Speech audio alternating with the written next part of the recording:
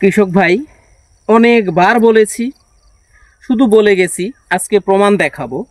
আমরা যে বলি, আপনি যদি কোনো ফল বাগান করে থাকেন, বাগানের বয়স যদি 1 থেকে 1.5 বছর, 6 মাস থেকে 1.5 বছর বা 2 বছর পর্যন্ত, আপনি ওই বাগানে অনায়াসে অন্য ফসল করতে পারবেন। কারণ 1 থেকে 1.5 বছর ও 2 বছরের মধ্যে বাগানটা পরিপূর্ণ ছায়াতে রূপ পায় না, যার জন্য ফাঁকা জায়গাটা ফেলে না রেখে অহেতুক অন্যান্য পরিচর্যার আদলে না নিয়ে আমরা কিন্তু সাথে যদি ফসল দিয়ে দেই, আমার ফলের গাছও সঠিক সময়ে সে ফল দিতে প্রস্তুত হবে।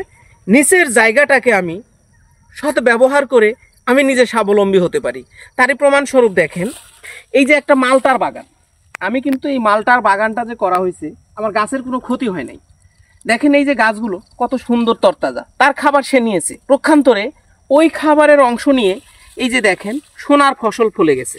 দেখেন কত সুন্দর কাতি কালাই, এই যে কাতি কালাই বা মাস কালাই, যে যেই নামে আমরা চিনি, এই কালাইটা যে কতটুকু হয়েছে আপনি ধারণা দিবেন এই জমিন থেকে কতটুকু কালাই পেতে পারি। তাহলে দেখেন, আমরা আমাদের এখনো পর্যন্ত যারা চিন্তায় আনি নাই, আমরা কিন্তু শুধু কালাই না, এখানে বেগুন করতে পারেন, এখানে আপনি অন্যান্য সবজি সব কিছুই করতে পারেন, যেইটাই গাছের চেয়ে ছোট, গাছের চেয়ে বড়, এইরকম কিছু না করাই ভালো।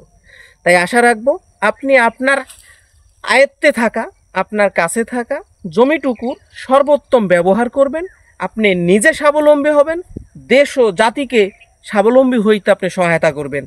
ধন্যবাদ।